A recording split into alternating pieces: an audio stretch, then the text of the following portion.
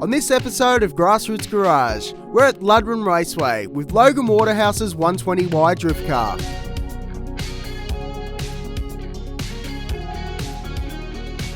Some might remember this car from that time Logan brought it to Warragamba for a cruise. Seeing this thing on the streets is epic.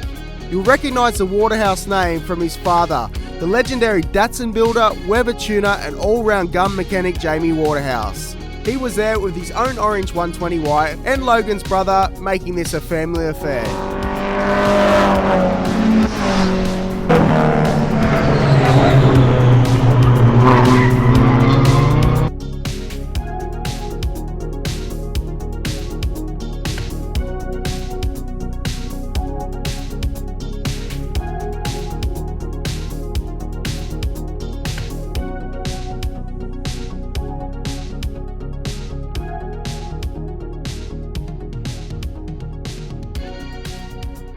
Logan is a part of Team Doorbangers. Drop a comment below if you want us to do a follow-up and feature the rest of the team. We'll do it regardless, but we love getting comments on the vids. 1,000 comments and Logan said he'd shave his head and donate those luscious locks to make wigs for kids.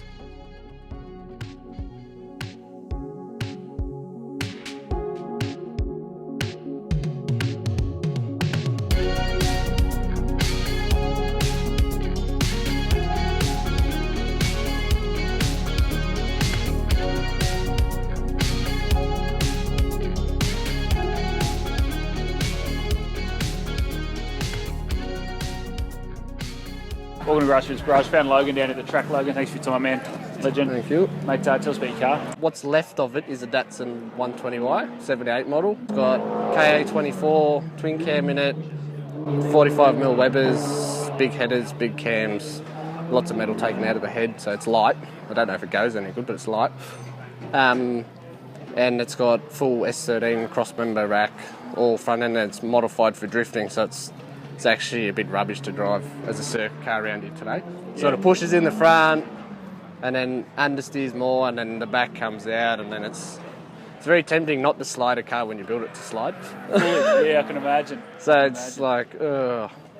And we're going to ruin all your magical tape work there to have a look at that engine in a second, hopefully. It's looking very pretty. It's fine drifting with all the lightweight panels, but then when you do a circuit day, it actually has to go fast. It's never been that fast before. No. Everything just doesn't want to stay still. Perfect. It's like a monster trying to climb out of its shell in like a movie, and it just all peels off. Let's have a look at some of how flexible some of these panels are. You wouldn't believe it, except the flare gives a bit of a story. I actually nailed my brother's car a couple of weeks ago drifting, and it just shoves it all in. And then the door. Everything.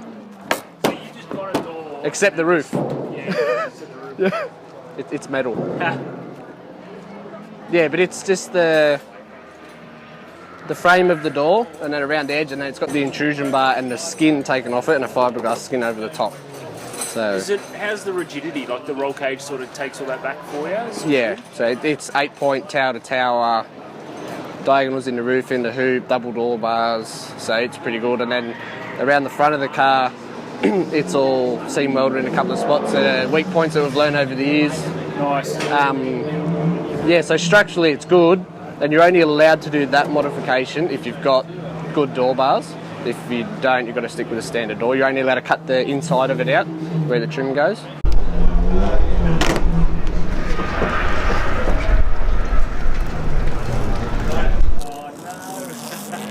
I've got a job for you. Can you untangle that so we can reuse it?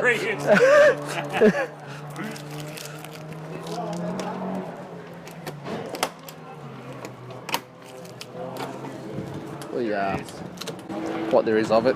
All right. So K24. KA24. KA24. Yeah. Now, what made you go KA24? When I first went to build a drift car, I had some cash and I thought I would love S15 Silvias, but if I buy a Silvia, I've just got a Silvia. Or a mate was giving away a 120Y shell that just needed some paint, or if you're going to turn into a race car, cut some bits off it. Yep. and he wanted $50 for it. So I figured if I spend $50, I've then got a fair few dollars to spend on a 120Y. Yeah. And with the help of Dad, we also have some bits laying around. So, yeah, that began. Yeah. It does, the original wheel arches are cut out of it, but it's got makeshift ones in there because it did do a weekend on the dirt a few weeks ago. Yeah, so that's just to stop everything getting in and annoying you. Yeah. Yeah. Beautiful, mate. Stop a bit of mud. Yep. And it does actually have bars from the towers to the corner of the chassis rail. Underneath, you can't For see rigidity, it. yeah, mate. Yeah. Yeah. Beautiful. So, so you've done like steering rack conversions and things, I'm assuming, to get the angles you need? It's an S13 cross member, which is a pretty easy job to put in. So it's S13 cross member, control arms, rack, knuckles, coilovers, and it just bolts in pretty much. Really? Yeah. You couldn't do that to a 1600, could you? No, they're too skinny in the rail, where 120Y is actually quite wide in a rail. How good's that? Yeah.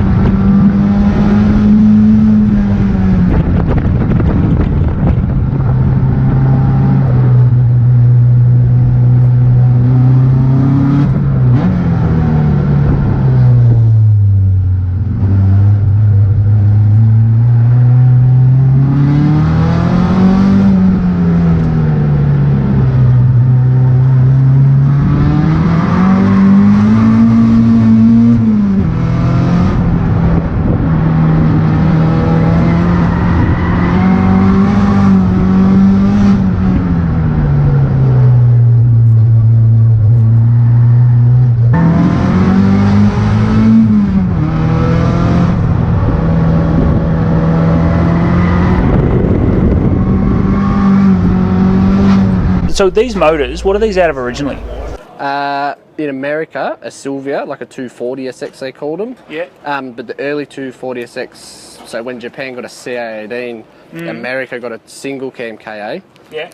And then the later S14s and S13s in America, they got twin cam KAs when Japan got SR20s. There you go. And then in Australia and America, they're out of a specific model, Navara. Or Right. a Triple S Bluebird, the front U13 ones. Yeah, but, yeah, yeah. But you can't quite use the front wheel drive block. You can only use the head. Yeah. But the head's perfect for LKA engines. So if you're sticking with the L series block, but you want the twin cam head. Beautiful. So what have you? So I'm assuming they're a fuel injected engine, right? Yes, So standard. what have you yeah. had to pull off it to get the Webers to work? You got to get an intake manifold made. This is a Stuart Wilkins one, and then it's got just a normal set of Webers on it. The Dizzy we had made from Performance Ignitions in Melbourne. Yeah. And it's basically just a Bluebird electronic Dizzy, and then modified to fit the KA. So once you got the Dizzy, you then just need, like, where's all your? Oh yeah, it's down here. Like, so you just It's need got spark and then a couple of just- wires for a coil and off the back of the alternator. Mad, and then you get that. And then you get that fully sick Weber sound Yeah, out of the KA. So you're happy with the KA? You'll stick with it? it's awesome. Yeah. One day I want to build a big screamer, big high revving, big highly strung one. Yeah.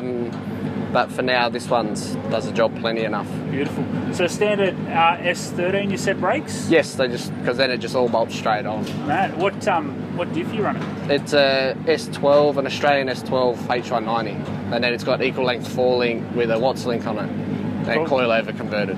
So that doesn't just bolt straight in like the front does, but Yeah. And you've got to have some proper seats because you're actually going sideways and you don't Yeah. want to fall out of the things. yeah, it's got Sparco seats in it, and I'm not sure what I can't remember what the harnesses are, STR or something. It's something. Yeah, Love that. they pass scrutiny. So So what am I looking at? What am I looking at under here? I'll go down on the ground. I can't see much. So that's yeah, it's got a modified winged sump, which isn't that flash to look at. Yeah, well with the volume, it takes longer to get hotter. yeah. So then spends more time in the sump, but then the wings sump. So on a track like this, long corners, it's still got oil. XR4 long champs on the front and Equip 03s on the rear. Yeah, they do look sick, eh? They sit Yeah. real wide. This one doesn't have a centre cap, but because my brother thought it'd be really nice, and when I'd lent a pair of wheels to a mate, my brother decided to rub into him one day and it just ripped the centre cap off it and marked the rim up. Yeah. But that's all part of it. race car spec, eh? Yeah, just the dash and 4 gauges. And a very serious looking handbrake. Yeah, it's an inline handbrake.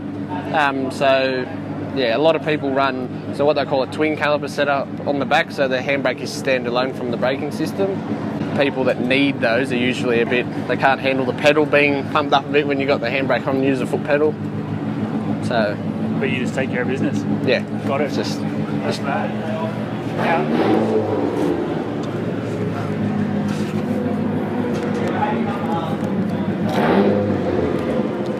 So it runs twin pipes all the way back here, eh? Yeah, that's for the radiator that's in the boot. Yeah. So one's return and one's into it. Here's the big questions. I'm going to ask you the world's hardest question now. Unlimited budget. What's this look like? That depends. What series you would run it in, it'd probably be. I don't know. I think if I had unlimited budget, I'd have a couple of cars. Yeah. I'd have one with a sequential with a big screamer KA, and then you'd have a turboed one, then you'd have a V8 one. But it would you'd probably make it lower and bigger arches and run bigger, wider wheels. So you'd have the orange one would be V8. This one would be like a turbocharged one. This is your NA screamer. Yeah. It'd be something like that. I love that because you got the full. I love the full 120Y club down here. Yeah. And then there's another one. Yeah. All right. So you built your fleet of 120Ys. Yeah. You're still on unlimited budget. What else are you building? Probably a Sylvia. Yeah? S13, yeah. Like drift again, or? You build one for both, that and rally. Yeah, that's mad. Yeah, so.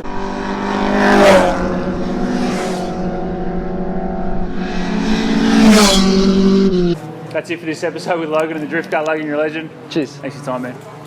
Done. Thank you so much for filming. That's right. Thanks for watching and stay tuned for the next one.